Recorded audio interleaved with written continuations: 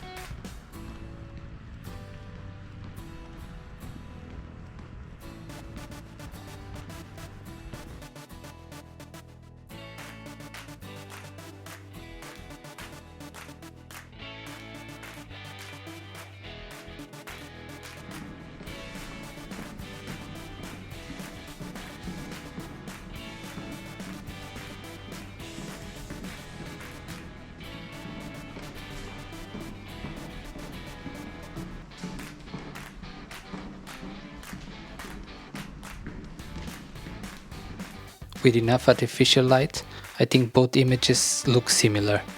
You can see a little bit of flickering in both of them.